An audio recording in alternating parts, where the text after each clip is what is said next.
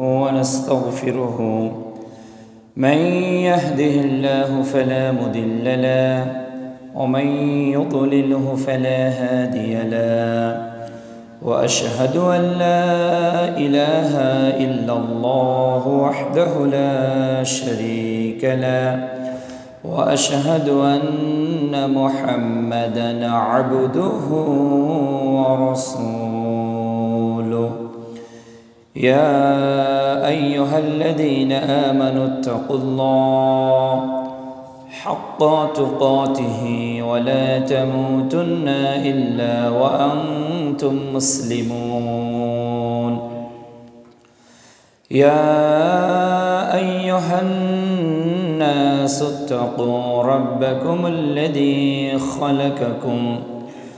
خلقكم من نفس واحدة وخلق منها زوجها وبث منهما رجالا كثيرا ونساء واتقوا الله الذي تساءلون به والأرحام إن الله كان عليكم رقيبا يا أيها الذين آمنوا اتقوا الله وقولوا قولا سديدا يصلح لكم أعمالكم ويغفر لكم ذنوبكم ومن يطع الله ورسوله فقد فاز فوزا عظيما أما بعد فإن خير الحديث كتاب الله وخير الهدي هدي محمد صلى الله عليه وسلم وشر الأمور محدثاتها وكل محدثة بدعة وكل بدعة ضلالة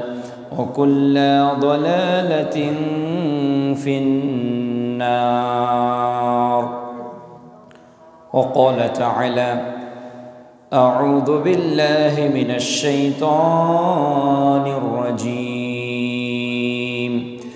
بسم الله الرحمن الرحيم إنما يعمر مساجد الله من آمن بالله واليوم الآخر وأقام الصلاة وآتى الزكاة ولم يخش إلا الله وقال تعالى فليعبدوا رب هذا البيت عن أبي هريرة رضي الله تعالى عنه قال قال رسول الله صلى الله عليه وسلم أحب البلاد إلى الله مساجدها رواه البخاري عن قتادة رضي الله تعالى عنه قال قال رسول الله صلى الله عليه وسلم إذا دخل أحدكم المسجد فلا يجلس حتى يصلي ركعتين رواه البخاري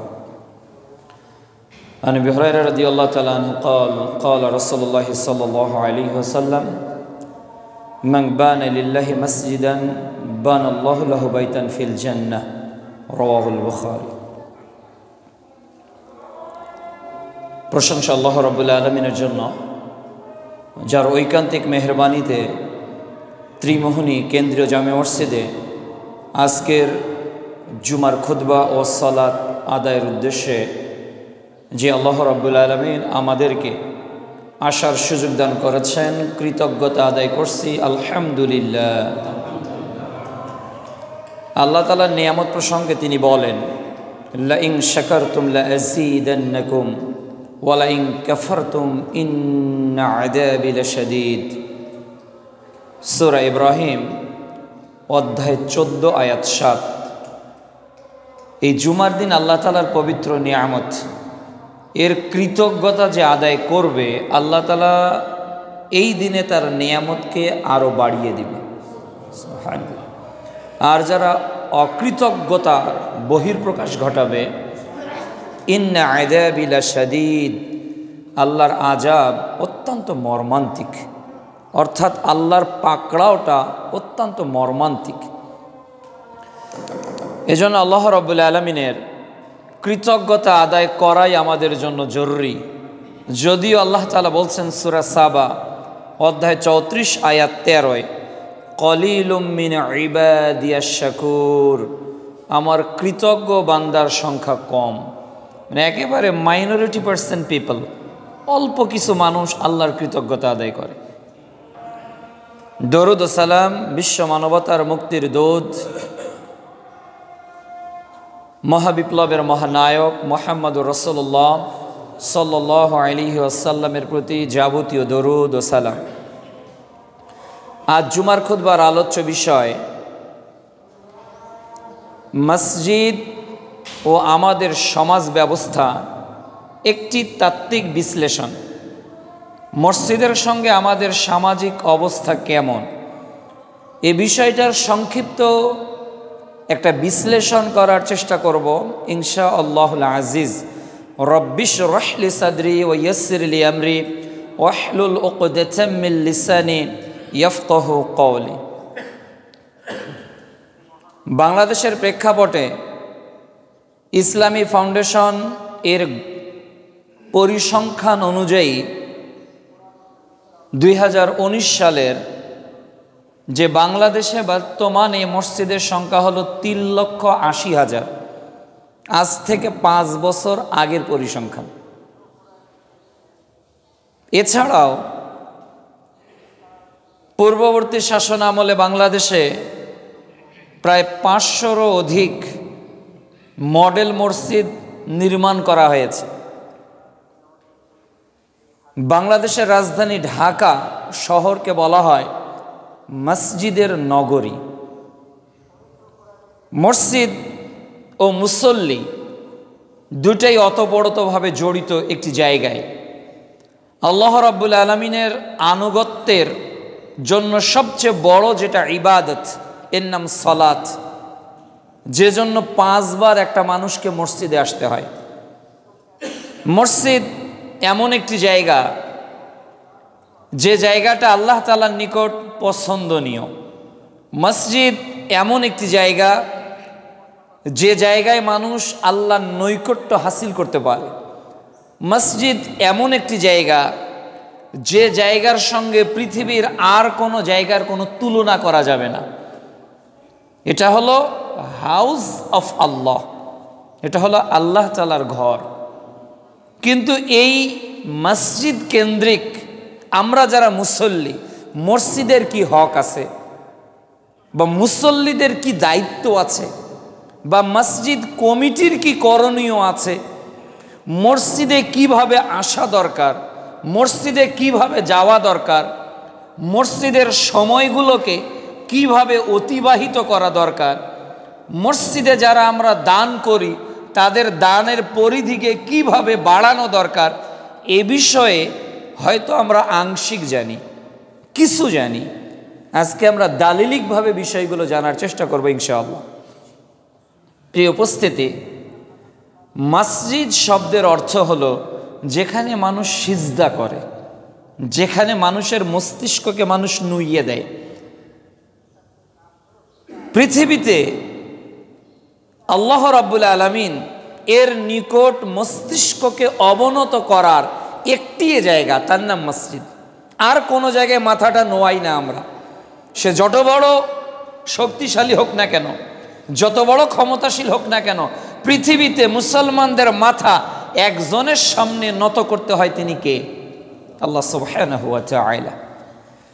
এই মসজিদ সম্পর্কে রাসূল সাল্লাল্লাহু আলাইহি ওয়াসাল্লাম বলছেন, সহিহ মুসলিম মিশকাতুল মাসাবি প্রথম খণ্ডের 696 নম্বর হাদিস, আবু হুরায়রা রাদিয়াল্লাহু তাআলা আনহু বলছেন, রাসূল সাল্লাল্লাহু আলাইহি ওয়াসাল্লাম বলছেন, আহাব্বুল বিলাদি ইলাল্লাহ, আল্লাহর নিকট সবচেয়ে প্রিয় জায়গা, সবচেয়ে প্রিয় স্থান হলো মাসাজিদুহা। এই পৃথিবীতে যত মসজিদ রয়েছে এই মসজিদের স্থানগুলো হলো আল্লাহ তাআলার নিকট পৃথিবীর জায়গাগুলোর মধ্যে সবচেয়ে প্রিয় স্থান। সুবহানাল্লাহ। আর সবচেয়ে নিকৃষ্ট স্থানের নাম হলো বাজার। 2 নাম্বার, সহিহ বুখারী প্রথম খণ্ড কিতাবুস সালাহ হাদিস নাম্বার 660। রাসূল সাল্লাল্লাহু আলাইহি ওয়াসাল্লাম বলছেন যে 7 শ্রেণীর মানুষ আরশের ছায়া পাবে। 7 শ্রেণীর মানুষ আরশের ছায়া পাবে, যেই দিন ওই ছায়া ছাড়া আর কোনো ছায়া থাকবে না। ওই দিন কেউ কারো কোনো উপকার করবে না। ওই দিন আল্লাহ তাআলা 7 শ্রেণীর মানুষকে একটা ছায়া দিবেন, আরশের ছায়া। এই ছায়ার অধিকারী হবে ওই ব্যক্তি যে ব্যক্তির অন্তরটা মসজিদের সঙ্গে লটকানো থাকে। জহর পড়ে যায়, মনে মনে ভাবে আসরে কখন মসজিদে চলে যাব। আসর পড়ে যখন সে দোকানে চলে যায়, ব্যবসাতে চলে যায়, অফিসে চলে যায়, তার কর্মস্থলে চলে যায়, মনে মনে তার একটা চাহিদা থাকে কখন মাগরিবের আজান হবে, কখন এশার আজান হবে। আবার এশার পর যখন লোকটা ঘুমিয়ে যায়, মনে মনে ভাবে এই তো ফজরের নামাজ হয়ে গেল। অনেক মুসল্লি দেখা যায় 3টার সময় উঠে মোবাইলটা দেখছে, আরে ফজরের ওয়াক্ত হয়ে গেল নাকি। তার মানে কি তার অন্তরটা কার সঙ্গে যুক্ত থাকে? মসজিদের সঙ্গে। যার অন্তরটা এইভাবে লেগে থাকে, মন চায় কখন মসজিদে যায়। প্রিয় নবী মুহাম্মদ সাল্লাল্লাহু আলাইহি ওয়াসাল্লাম বলছেন আল্লাহ রাব্বুল আলামিন এই মসজিদের সঙ্গে তার মহব্বতের কারণে তাকে কিয়ামতের দিন আরশের ছায়া দান করবেন। সুবহানাল্লাহ। দেখুন, আজকের পৃথিবীতে আপনি যদি বিদেশ চলে যান তাহলে আপনার মনে একটা মায়া কাজ করে যে বাড়িতে কখন যাব। আপনি যদি অফিসের কর্মকর্তা হন তো আপনার মনে একটা মহাব্বত জন্ম নেয় যে কখন মেয়েটার কাছে যাব, কখন স্ত্রীটার কাছে যাব। তো নিজের বাড়ির প্রতি একটা আধ্যাত্মিক টান আমাদের কম বেশি সকলেরই আছে না নাই? আছে। আমি যখন দিনাজপুর থেকে রওনা হয়েছি তখন আমি ফিরবো কোন ট্রেনে, কোন বাসে, ওটার টিকিট কোন দিক দিয়ে যাব আগে থেকে প্রস্তুত করা আছে। কেন? আমার অন্তরটা আমার বাড়ির সঙ্গে কি করা আছে? আটকানো আছে, বন্ধন। এটা গিরা। এই অনুরূপ ভালোবাসা, অনুরূপ মহব্বত, অনুরূপ মায়া যদি এই হাউস অফ আল্লাহ, আল্লাহর ঘরের সঙ্গে আপনি তৈরি করে নিতে পারেন, এই যে জুমার সালাত পড়ে যাবেন আর মনে মনে একটা সফটওয়্যার সেট করে নেন, আল্লাহ আসরের আজান কখন হবে, কখন হবে, আরে আজান দিলেই তো মসজিদে চলে যাই। এই অনুভূতি যদি আপনার জাগে, আল্লাহে আপনি হলেন আরশের ছায়া প্রাপ্তদের একজন ইনশাআল্লাহ। তো যাদের এই মায়াটা জাগে না, আজকে থেকে অন্তরকে বারবার হিট করেন, অন্তর তুমি একটু মসজিদের প্রতি অনুগামী হও।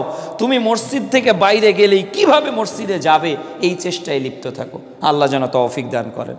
আল্লাহুম্মা। সহিহ বুখারী প্রথম খণ্ড কিতাবুস সালার 450 নম্বর হাদিস।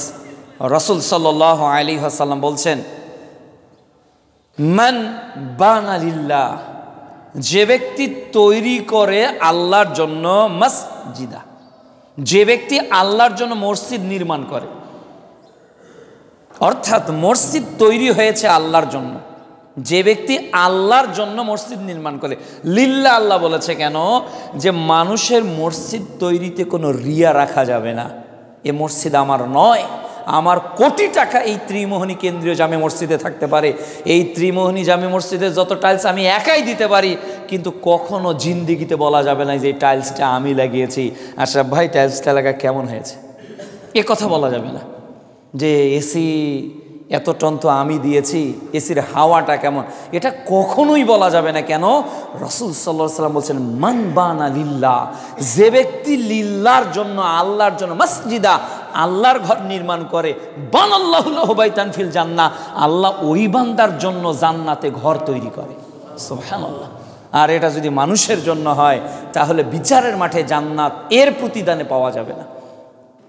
এজন্য মসজিদে যদি একটা ইট দান করে থাকি, মসজিদে যদি একটা ফ্যান দান করে থাকি, মসজিদের যদি গোটা ফ্লোরের টাইলস আমি একাই তৈরি করে দেই, সবটাই করতে হবে কার জন্য? আল্লাহর জন্য। আর মনে মনে এই হাদিস সহিহ বুখারীর প্রথম খণ্ডের 450 নম্বর হাদিস আপনাকে ভাবতে হবে, মান বানা লিল্লাহি মাসজিদান, যদি আমি আল্লাহর জন্য এই মসজিদ ঘর তৈরি করি, আল্লাহ সুবহানাহু ওয়া তাআলা আমার জন্য জান্নাতে তার প্রাসাদ তৈরি করে দিবেন ইনশাআল্লাহ। সম্মানিত উপস্থিতি, এরপর দেখুন মসজিদ এমন একটি জায়গা যে জায়গাতে আপনি হাঁটবেন, যে জায়গাতে আপনি হেঁটে হেঁটে যাবেন। সহিহ বুখারী প্রথম খণ্ডের সালাত অধ্যায়ের 647 নম্বর হাদিস, আপনার বাড়িটা মসজিদের থেকেও দামি হতে পারে, আপনার ঘরটা মসজিদের থেকেও অনেক সুন্দর হতে পারে।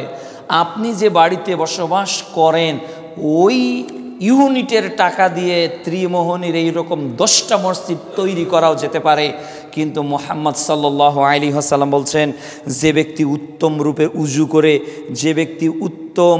উজু করে মসজিদের দিকে হাঁটা শুরু করলো, মসজিদের উদ্দেশ্যে হাঁটা শুরু করলো, সে যতবার কদম ফেলবে, সে যতবার পা দিবে, প্রত্যেক কদমে কদমে আল্লাহ সুবহানাহু ওয়া তাআলা তার আমল নামায় একটা করে নেকি দান করবেন।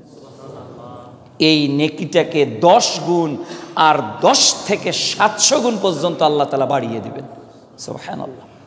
আর ওই প্রত্যেক ধাপে ধাপে আল্লাহ তাআলা তার জীবনের গোনা খাতা থেকে একটা গোনা মাইনাস করতে থাকবে। বলেন, পৃথিবীর আর কোন প্রাসাদের কাছে হেঁটে গেলে, স্বয়ং বর্তমান সরকার ডক্টর ইউনূসের কাছেও যদি আপনি যান, একবার কেন 1000 কদম ফেলেও যদি হাঁটেন, নেকি আশা করা যাবে না। কিন্তু মসজিদ যদি টিনের হয়, মসজিদ যদি চাটাই দিয়ে ঘেরা হয়, আর আপনি যদি উজু করে সলাতের জন্য মসজিদে যান, প্রত্যেক কদমে কদমে আপনার গুনাহ মাফ হবে, প্রত্যেক কদমে কদমে আপনার আমল নামায় নেকি যুক্ত করে দেওয়া হবে। যে জায়গাটাতে আসার জন্য তার নাম কি? মসজিদ। আর পৃথিবীর কোনো জায়গায় হেঁটে গেলে এরকম নেকি পাওয়া যাবে না। বাস রাসূল সাল্লাল্লাহু আলাইহি ওয়াসাল্লাম বলছেন, আচ্ছা তোমাদের কেউ কি চায় যে বাজারে যাবে, অতঃপর কোনো তর্ক করবে না, মানুষের প্রতি জুলুম করবে না? সহিহ মুসলিম প্রথম খণ্ডের 803 নম্বর হাদিস, কারো প্রতি কোনো জুলুম করবে না, সে 2টা মোটা তাজা উট ক্রয় করবে, এই উট 2টা ক্রয় করে আল্লাহর নামে জবেহ করবে। এটা কি তোমাদের কেউ চায়? তো বলতেছি, ইয়া রাসূলুল্লাহ, হ্যাঁ আমাদের অন্তর তো চায় যে আমরা আল্লাহর রাস্তায় এরকম মোটা তাজা উট কোরবানি করি। তখন রাসূল সাল্লাল্লাহু আলাইহি ওয়াসাল্লাম বলতেছেন, সাহাবীরা তাহলে শোনো, তোমরা যদি কেউ মসজিদে ঢুকে 2টা কোরআনের আয়াত শিক্ষা করো, 2টা কোরআনের আয়াত তেলাওয়াত করে এর সারমর্মকে অনুধাবন করো, তোমাদের আমল নামায় 2টা লাল উট আল্লাহর রাস্তায় কোরবানি করলে যত নেকি হবে, কেবল মসজিদে ঢুকে বসে 2টা আয়াত শিক্ষা করলে সমপরিমাণ নেকি হবে। সুবহানাল্লাহ। পৃথিবীর আর কোন স্থান পাবেন যেখানে এত নেকি পাওয়া যায়? এর নাম মসজিদ। অনেক দামি জায়গা, পৃথিবীর সবচেয়ে শ্রেষ্ঠ জায়গা, এর নাম মসজিদ। শুধু তাই নয়, দেখুন মসজিদে দ্বীন শেখার পরিবেশ। সহিহ বুখারী প্রথম খণ্ড কিতাবুল ঈমানের হাদিস নাম্বার 50, রাসূল সাল্লাল্লাহু আলাইহি ওয়াসাল্লাম একদা মসজিদে বসেছিলেন, এমতো অবস্থায় জিবরিল আসলেন। আল্লাহ রাসূল সাল্লাল্লাহু আলাইহি ওয়াসাল্লামের হাঁটুর সঙ্গে জিবরিল হাঁটু লাগিয়ে দিয়ে রাসূল সাল্লাল্লাহু আলাইহি ওয়াসাল্লামকে দ্বীন শেখাচ্ছেন, যে ঈমান কি, ইসলাম কি, ইহসান কি, কিয়ামত কবে হবে। তাহলে জিবরিল আলাইহিস সালাম মুহাম্মদ সাল্লাল্লাহু আলাইহি ওয়াসাল্লামকে ঈমান শেখাচ্ছেন, ইসলাম শেখাচ্ছেন, ইহসান শেখাচ্ছেন, কিয়ামতে কবে হবে এই নিয়ম শেখাচ্ছেন কোন জায়গায়? মসজিদে। আমি আপনাকে বোঝাতে চাচ্ছি এনভায়রনমেন্টটা কেমন, এরপর বলবো যে আপনি কি করবেন। কেননা পরিবেশ বোঝার পর তো মানুষ কাজ করে, তাই না? একটা জায়গায় গেলে কোনো মানুষ কোনো কথাই বলে না, আর একটা জায়গায় গেলে বাজার বানিয়ে ফেলে। কিসের কারণে? ও জানে যে এখানে কি করতে হবে। ধরুন আপনি সচিবালয়ে গিয়েছেন কোনো সচিবের সঙ্গে দেখা করতে, তো আপনি যখন তার অফিসে ঢুকেছেন, কতটা নীরব আপনি থাকেন, কতটা নিস্তব্ধ আপনি থাকেন। ওখানে যদি 50 জন মানুষও ঢোকে, এরপরে কেউ একটু কথা বলে না। কেন বলে না? সে জানে আমি সচিবের কাছে এসেছি, সে জানে আমি অমুক প্রধানের কাছে এসেছি। তার পদবিটা, তার পরিবেশটাই তাকে অনুকূলমুখী করতে বাধ্য করে। কিন্তু আজকে মুসলমান মসজিদের গুরুত্ব কি, এর ফাজাইল কি, এর মর্যাদা আল্লাহর নিকট কি, এটা না জানার কারণে আমরা কি কি কাজ করি ওটা পরবর্তীতে আসবে। এটার কারণ কি, আমরা মসজিদের সঙ্গে আমাদের মারেফাত নেই, পরিচিতি নেই। মসজিদকে আমরা চিনিয়ে না এটা কোন জায়গা। দেখুন রাসূল সাল্লাল্লাহু আলাইহি ওয়াসাল্লাম বলছেন, সহিহ বুখারী 1386 নম্বর হাদিস, রাসূল সাল্লাল্লাহু আলাইহি ওয়াসাল্লাম প্রত্যেক দিন ফজরের সালাত আদায় করার পর সালাম ফিরিয়ে সাহাবীদের দিকে মুখ করে বসতেন, এরপর তাদেরকে দিন শেখাতেন। আচ্ছা সাহাবীরা বলো তো, আজকে কেউ স্বপ্ন দেখেছ? না আল্লাহ রাসূল আমরা দেখিনি। তখন রাসূল সাল্লাল্লাহু আলাইহি ওয়াসাল্লাম বলা শুরু করতেন, এ হলো মুহাম্মদ সাল্লাল্লাহু আলাইহি ওয়াসাল্লামের মসজিদ ভিত্তিক দিন শিক্ষা। এটা তিনি কোথায় করেছেন? মসজিদে করেছেন। 8, রাসূল সাল্লাল্লাহু আলাইহি ওয়াসাল্লাম বলছেন, যে ব্যক্তি সকাল সন্ধ্যা মসজিদে যাতায়াত করে, অন্য বর্ণনায় তিনি বলেছেন যে তোমরা বেশি বেশি করে অন্ধকার সময়ে মসজিদে যাও। অন্ধকার মানে এশা রক্তে মসজিদে যাও, অন্ধকার মানে ফজরে রক্তে মসজিদে যাও।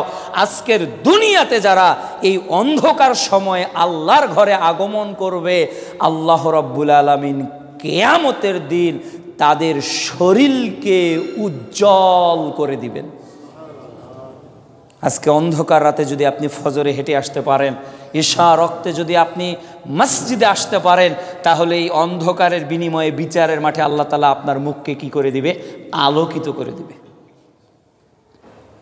অন্য বর্ণনায় রাসূল সাল্লাল্লাহু আলাইহি ওয়াসাল্লাম বলছেন, সহিহ বুখারী 662 নম্বর হাদিস, যে ব্যক্তি সকাল সন্ধ্যা মসজিদে যাওয়া আসা করে, সকালেও যায় সন্ধ্যায়ও যায়, আল্লাহ রাব্বুল আলামিন জান্নাতে রাজপ্রাসাদে তার মেহমানদারি করার জন্য সর্বদা প্রস্তুত থাকেন।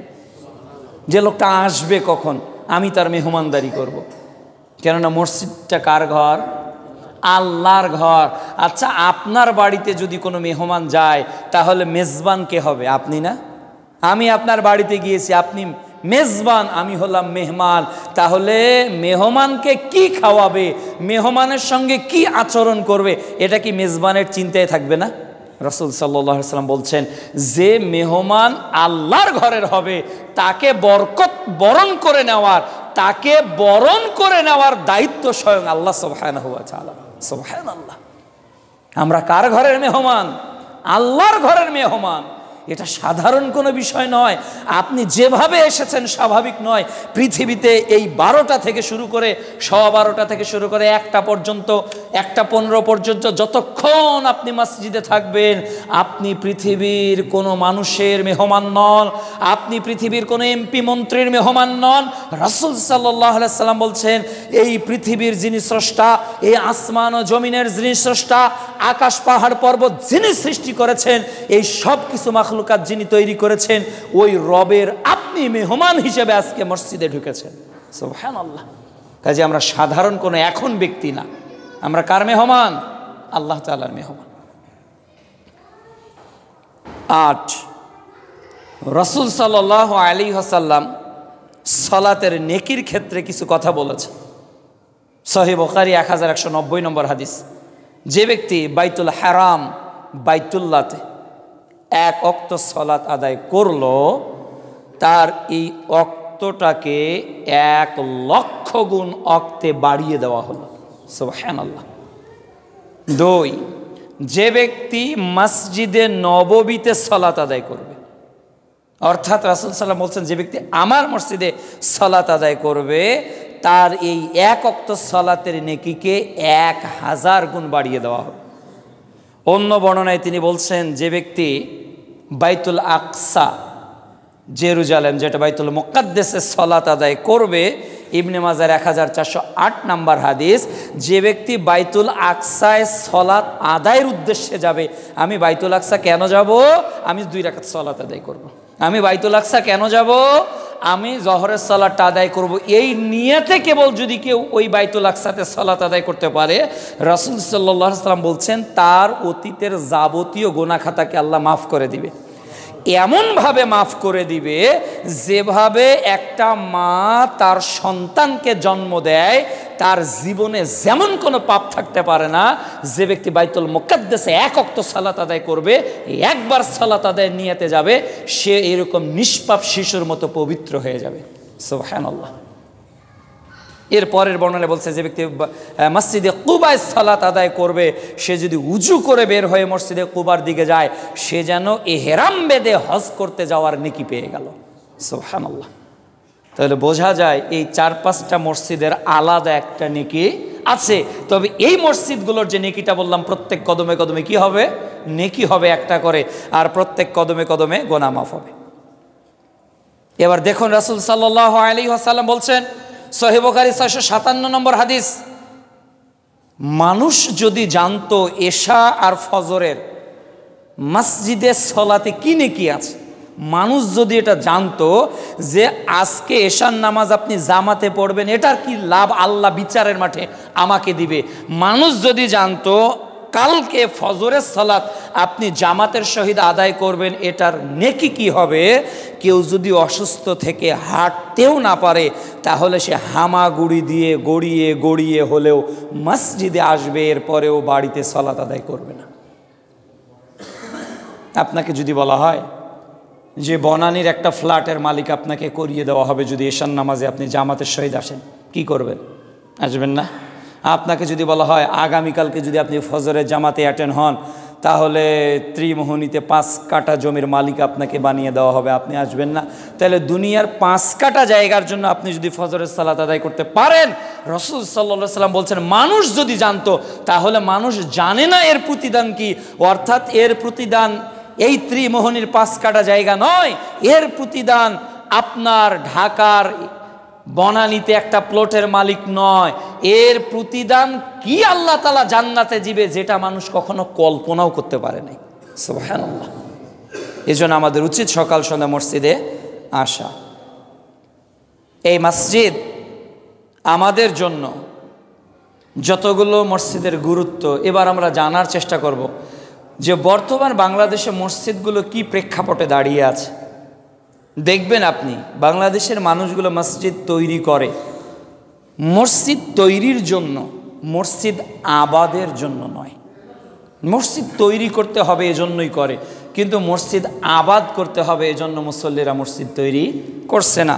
রাসূল সাল্লাল্লাহু আলাইহি ওয়াসাল্লাম বলছেন, আবু দাউদের প্রথম খণ্ডের সালাত অধ্যায়ের 449 নম্বর হাদিস, যে যতদিন পর্যন্ত মানুষ মসজিদ নিয়ে গর্ব না করে, যতদিন পর্যন্ত মসজিদের চাকচিক্য বেড়ে না যায়, ততদিন কিয়ামত হবে না। তাহলে কিয়ামতের আলামত হলো মসজিদের চাকচিক্য বেড়ে যাবে। কিয়ামতের আলামত হলো মানুষ মসজিদ নিয়ে গর্ব করবে। বলেছেন মুহাম্মদুর রাসূলুল্লাহ সাল্লাল্লাহু আলাইহি ওয়াসাল্লাম, বলবে আমাদের মসজিদ হলো অত্র অঞ্চলের শ্রেষ্ঠ মসজিদ, আমরা এমন মাইক ব্যবহার করি, আমাদের টাইলস হলো দক্ষিণ কোরিয়া থেকে নিয়ে আসা, আমাদের এসি হলো থাইল্যান্ড থেকে আনা, আমাদের অমুক হলো এই জায়গা থেকে আনা।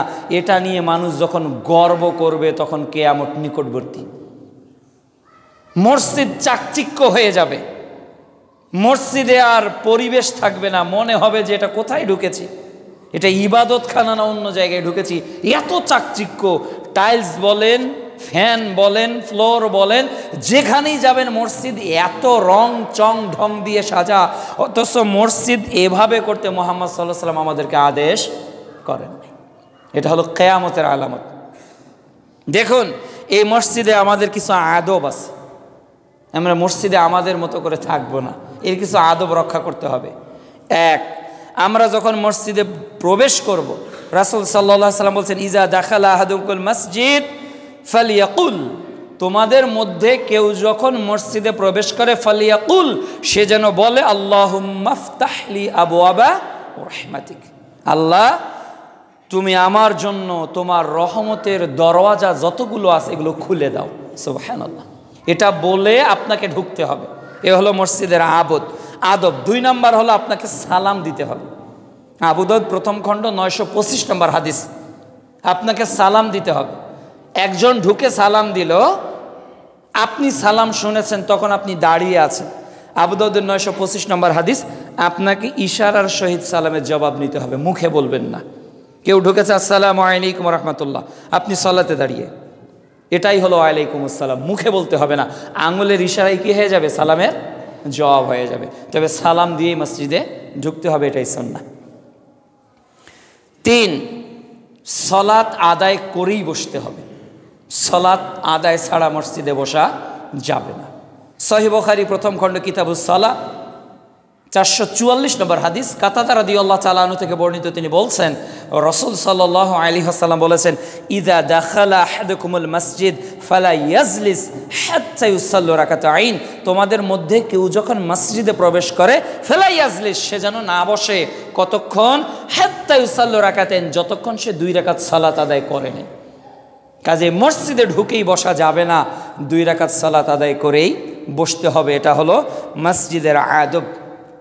এরপর আপনি মসজিদে আসবেন, আপনার মতো করে আসবেন না।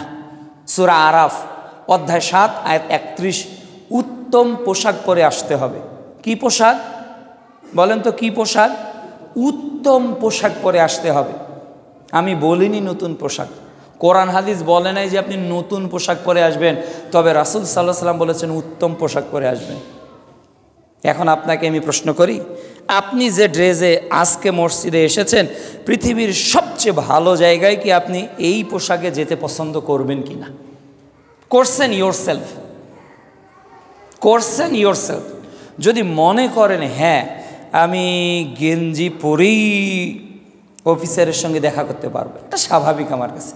আপনি যদি মনে করেন যে আমি লুঙ্গি আর একটা টি শার্ট পরেই শ্বশুরবাড়ি যেতে পারবো, এটাই আমার শ্রেষ্ঠ পোশাক, তো ওই পোশাকে মসজিদে আসার আমি আপত্তি করিনি।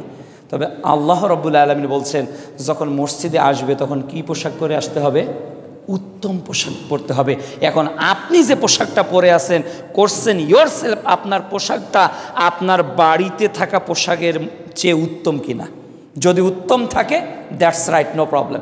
যদি না থাকে তাহলে বোঝা যাচ্ছে এই ঘরে কিভাবে আসতে হবে আপনি মূল্যায়ন করলেন না আল্লাহর আহ্বানকে, আপনি নিজের মতো করে চলে এসেছেন।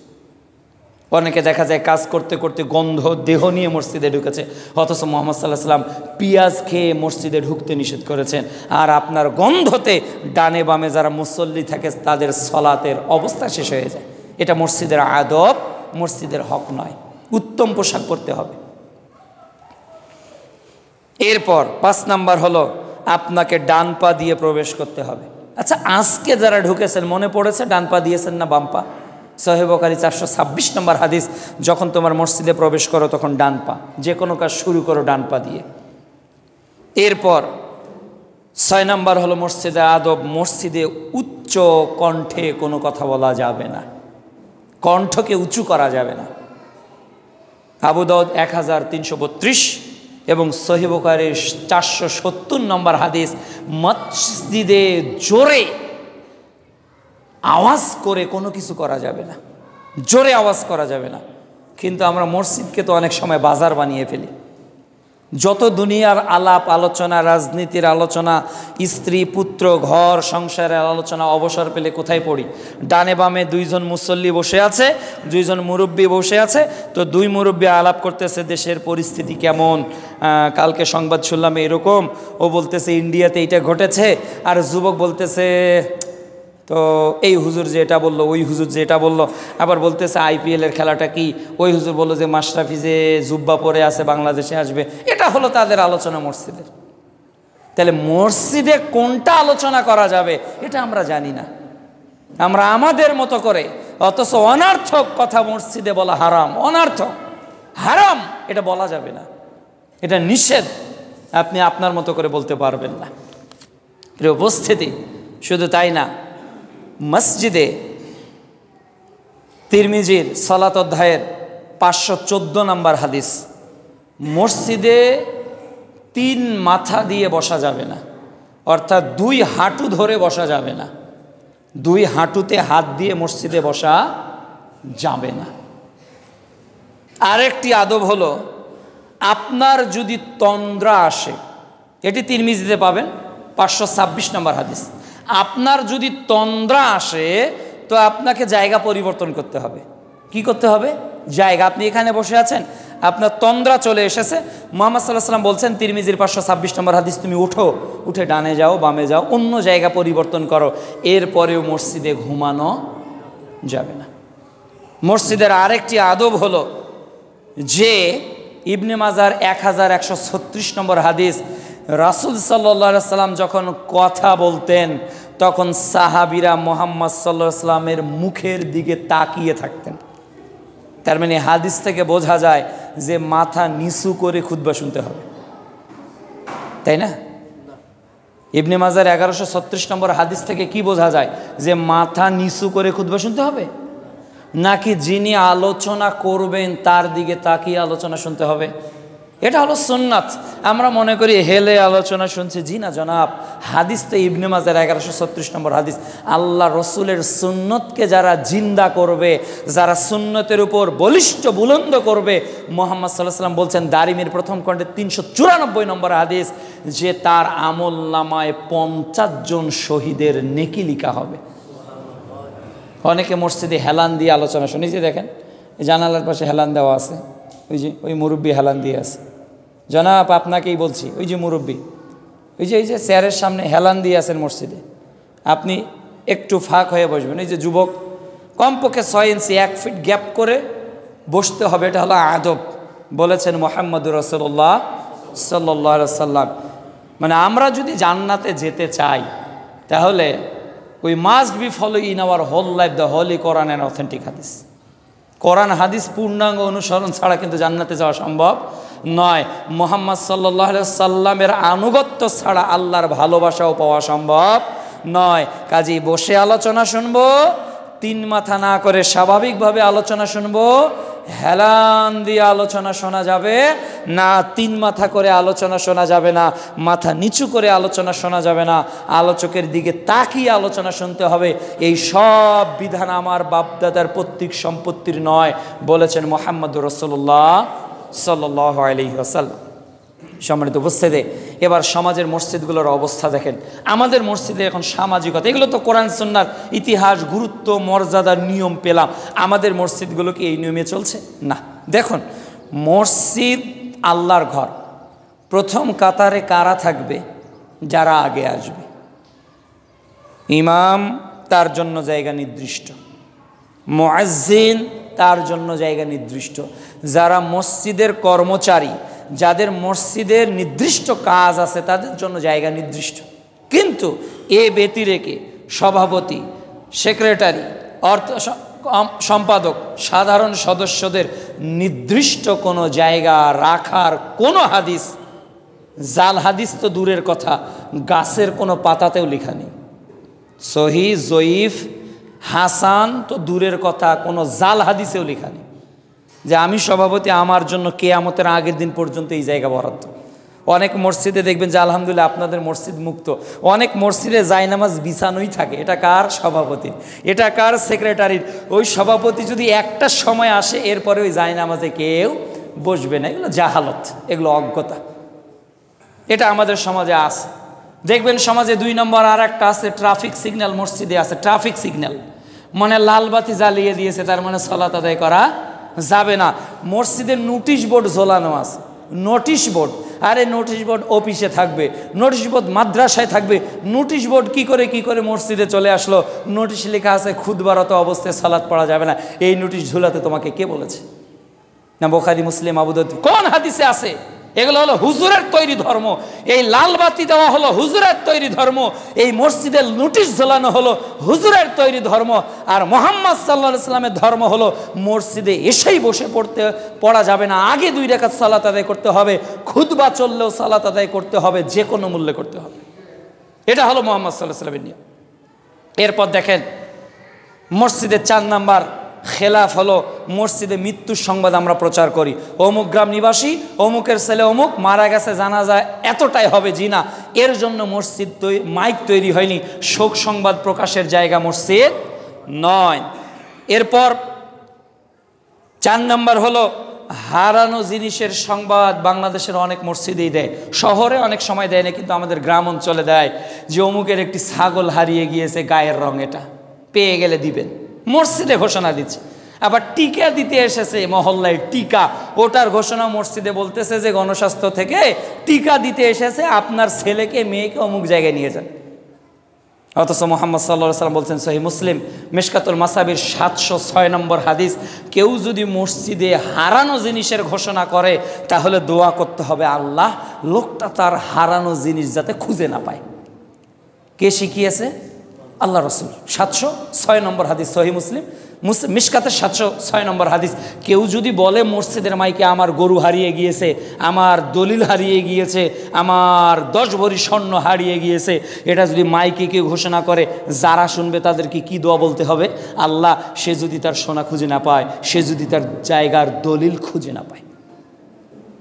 কেন? মসজিদ হারানো জিনিসের ঘোষণার জন্য তৈরি করা হয়নি। আবার মসজিদে দেখবেন মক্কা মদিনার মিনার লাগানো, ডান দিকে মক্কার ছবি, বাম দিকে মসজিদের মিনারের ছবি এমনিতে লাগানো আছে।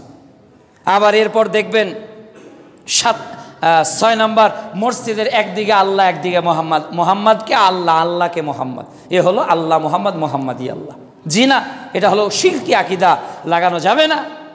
আল্লাহ হৃদয়ে থাকবে। আমরা আল্লাহ নামের কোনো ইবাদত করি না, আল্লাহ যে রব, আমরা তাওহীদে ইবাদত করি। আমরা আল্লাহ আল্লাহ এই ইবাদত না, বরং আল্লাহর হুকুমের আমরা দাসত্ব করি। এরপর দেখেন 7 নাম্বার, আজকের আমার জায়নামাজ ও ফ্লোর বিভিন্ন ডিজাইন করা থাকে, আপনাদের এক কালার, আলহামদুলিল্লাহ এটাই হওয়া উচিত। কিন্তু বাংলাদেশে অধিকাংশ ফ্লোরগুলো দেখবেন যে মসজিদের প্যাটার্নে এইরকম বিভিন্ন ডিজাইন করা, এইগুলোতে সালাতের অমনোযোগিতা আসে। রাসূল সাল্লাল্লাহু আলাইহি ওয়াসাল্লাম সালাতে দাঁড়িয়ে গেছেন, দেখলেন যে সামনে একটা চাদর দেওয়া, তখন সালাত শেষ করে আয়েশাকে বললেন, আয়েশা এই কাপড়টি আমার সালাতে ডিস্টার্ব করেছে, আল্লাহ রাসূল ওটা নিয়ে ছেড়ে ফেললেন। তাহলে আমরা সেজদার দিকে যখন বিভিন্ন কালার থাকবে, মনে করেন সেজদায় যে জায়নামাজটা আছে বা ফ্লোরটা আছে, ওখানে একটা চাঁদের মতো করে আছে, ওখানে 3টা কালার, আমার দৃষ্টি সেজদার দিকে দিতে হবে। তখন আপনার চোখ বা আমার এটা হয় যে আমি কালো রঙের দিকে তাকাবো, না নীল রঙের দিকে তাকাবো, না হলুদের দিকে তাকাবো, মনে হয় না? এখানে কিন্তু আপনার মনে হবে না, কেন? আপনার খেয়াল এক চেয়ালে এক কালার কালো, এক কালার সবুজ, এক কালার সাদা, নির্দিষ্ট একটা দিক থাকবে। কিন্তু যখন কম্বাইন্ড কালার থাকবে, তখন আপনার মাথার মধ্যে কাজ করবে আসলে আমি কোন রঙের দিকে তাকাচ্ছি, এটা কিন্তু হবে। এটা আমাদের মসজিদ। এরপর কবর কেন্দ্রিক মসজিদ আছে বাংলাদেশে, অনেক মসজিদে কি আছে? কবর কেন্দ্রিক মসজিদ। মসজিদে ডানে বামে সামনে পিছনে লাগা কবর, এই মসজিদে সালাত হবে না, কবর মসজিদ থেকে আলাদা করতে হবে। এটা কেন করেছে? কাজী নজরুল বলেছে, মসজিদের ওই পাশে আমার কবর দিও ভাই, যেন সকাল সন্ধ্যা মুয়াজ্জিনের আজান শুনতে পাই, এটা বলা আছে। এরপর মসজিদে বিভিন্ন ক্যালেন্ডার, এমনকি সুদী ব্যাংকের ক্যালেন্ডারও মসজিদে লাগানো থাকে। সুদখোর, কিন্তু মসজিদের বড় দায়িত্বশীল লাগিয়ে দিয়েছে ক্যালেন্ডার। অগ্রণী ব্যাংক, সোনালী ব্যাংক, পূবালী ব্যাংক, জনতা ব্যাংকের ক্যালেন্ডার মসজিদে ঝোলানো আছে, এগুলো অজ্ঞতার পরিচয়। এরপর মসজিদ অনেকেই মিলাদ মাহফিলের জায়গা করেছে, মিলাদিয়া নবী সালাম আলাইকের জায়গা হলো মসজিদ। এটা মসজিদ নয়, বরং মসজিদ কেমন হওয়া উচিত? এক, মসজিদের যোগ্য কমিটি থাকা উচিত, এটা 1 নাম্বার। সূরা তওবা অধ্যায় 9 আয়াত 18, মসজিদ ঘর আল্লাহর, তারাই আবাদ করে যারা আল্লাহকে বিশ্বাস করে, পরকালকে বিশ্বাস করে, সালাত আদায় করে, যাকাত প্রদান করে, 5 আল্লাহ ছাড়া কাউকে ভয় করে না, এইরকম আল্লাহ ভীরু লোকরা মসজিদকে আবাদ করে। 2 নাম্বার, মসজিদ কমিটির করণীয় হলো মসজিদে তালিমের ব্যবস্থা করা, দিন শেখার ব্যবস্থা করা। ফজরের রক্তের পর অথবা এশা রক্তের পর একটা করে হাদিস, এই যে বললাম যে আল্লাহ রসুল প্রতিদিন সাহাবীদেরকে মসজিদে দিন শিখাতেন, কিন্তু আজকে দেখা যায় মসজিদগুলোতে দিন শেখার কোনো পরিবেশ নাই। 3 নাম্বার, কোরআন শিক্ষার মক্তব চালু করা। কোরআন শিক্ষার ব্যবস্থা কোথায় হবে? মসজিদে হবে। সহিহ বুখারী 5027 নম্বর হাদিস, খায়রুকুম মান তাআল্লামাল কোরআন ওয়া আল্লামা, শ্রেষ্ঠ তো ওই ব্যক্তি যে নিজে কোরআন শিখে অপরকে শেখায়। কাজে আমাদের মসজিদ কমিটি যারা দায়িত্বশীল তাদেরকে আহ্বান করব, অনুরোধ করব যে আমাদের মসজিদে যারাই যে মসজিদ থেকে এসেছেন দায়িত্বশীলদেরকে অনুরোধ করব প্রত্যেক মসজিদে যাতে মক্তব চালু থাকে, অর্থাৎ এখানে যদি 10টা বাচ্চাও কোরআন শেখে, এই মসজিদ কমিটিতে যারা কোরআন বিশুদ্ধভাবে পড়তে জানে না এমন অনেক মুরব্বী থাকতে পারে, কিন্তু এই যে 10টা বাচ্চা কোরআন শিখতেছে আপনার মসজিদে, আপনি সুযোগ করে দিয়েছেন, ওরা যতদিন কোরআন তেলাওয়াত করবে সমপরিমাণ নেকি কমিটি পাবে। কেন? ব্যবস্থা কে করলো? কমিটি কমিটি করলো, সূরা নিসা অধ্যায় 4 আয়াত 85, যারা ভালো কাজের ব্যবস্থা করে দিবে, যত ভালো কাজ সংগঠিত হবে, যাদের সুপারিশে হবে তারা সমপরিমাণ নেকি পাবে। সুবহানাল্লাহ। 5 নাম্বার, মসজিদ হবে সোর্স অফ নলেজ, জ্ঞানের উৎস। কিন্তু দেখা যায় মসজিদে লক্ষ লক্ষ টাকার জিনিস আছে, কিন্তু মসজিদে কুতুবে সিত্তার কোনো বই পাওয়া যায় না। বুখারী, মুসলিম, আবু দাউদ, তিরমিজি, নাসাই বই থাকবে, সালাত রাসূল সহ কয়েকশো বই থাকবে। গত কয়েকদিন আগে এক জায়গায় প্রোগ্রাম করলাম, গ্রামের জায়গা, প্রত্যন্ত অঞ্চল, বলতেছে ভাই আমাদের মসজিদে পাঠাগার আছে যেখানে 350 বই আছে, 350 বই। এইরকম ত্রিমোহনী একটা কেন্দ্রীয় জামি মসজিদ, এখানে পাঠাগার আছে কিনা আমি জানি না, তবে কোর্ট আছে আলহামদুলিল্লাহ। এই যে পাঠাগার, এর মাধ্যমে কি হবে, আপনি জহরে এসেছেন, একটায় জামাত, পনে একটায় আজান, 4 রাকাত সালাত আদায় করেছেন, 10 মিনিট বাকি আছে, লোকটা কোরআন নিয়ে একটা অক্ষর যদি পড়ে, একটা অক্ষরে 10 নেকি হবে, সমপরিমাণ নেকি কমিটি পেয়ে যাবে। সালাতে রাসূল সহ অন্যান্য একটা বই থেকে একটা হাদিস যদি সে মানে আমল করে, যাদের কারণে ব্যবস্থা হবে তারাই সমপরিমাণ নেকি পাবে। এই জন্য পাঠাগারের ব্যবস্থা করা। 6 নম্বর, প্রযুক্তির ব্যবহার করা। এই যে কেন্দ্রীয় জামে মসজিদ ত্রিমোহনী, এর মাধ্যমে কি ইসলাম ছড়িয়ে যাবে না? ছড়িয়ে যাবে না? আজকের এই আলোচনাটা যদি ত্রিমোহনী কেন্দ্রীয় জামে মসজিদের অনলাইন থেকে ছড়িয়ে যেত, গোটা বাংলাদেশের, গোটা বাংলা ভাষাভাষী পৃথিবীর যত মানুষ দেখত। ব্যবস্থা কে করেছে? ত্রিমোহনী কেন্দ্রীয় জামে মসজিদের। এখানে ভালো মানের আলোচকরা আপনাদের আলোচনা করে, আমি হয়তো সবচেয়ে নিম্নমানের আলোচক, কিন্তু যারা ভালো মানের আলোচনা এখানে করে, তাদের একটা আলোচনা হয়তো আমেরিকার কোনো বাংলাভাষী প্রবাসী শুনতেছে, কানাডার শুনতেছে। ওই যে আপনার পেজের মাধ্যমে, আপনার অনলাইনের মাধ্যমে একজন আলোচনা শুনে আমল করা শুরু করলো, তো এটা কার মাধ্যমে জানলো? ত্রিমোহনী কেন্দ্রীয় মসজিদের কমিটির অনলাইনের মাধ্যমে। তো আমেরিকার নেকিটাও আপনি ঢাকাতে বসে পাবেন ইনশাআল্লাহ। এজন্য উচিত হবে মসজিদগুলোর সর্বাধুনিক প্রযুক্তির ব্যবস্থাকে নিশ্চিত করা। এরপর কি করা? বিষয়ভিত্তিক খতিব, বিষয়ভিত্তিক, আলহামদুলিল্লাহ এটা আপনাদের হচ্ছে, যে বিষয়ভিত্তিক, যাতে মানুষের জ্ঞানকে সমৃদ্ধ করা যায়। এইভাবে উন্নতি, অবকাঠামোগত উন্নতি সহ আসলে মসজিদের অনেক বিষয় কোরআন সুন্নাতে রয়েছে। আমরা যতটুকু আলোচনা করলাম, আল্লাহ রাব্বুল আলামিন যেন এটা বোঝার তৌফিক দান করেন।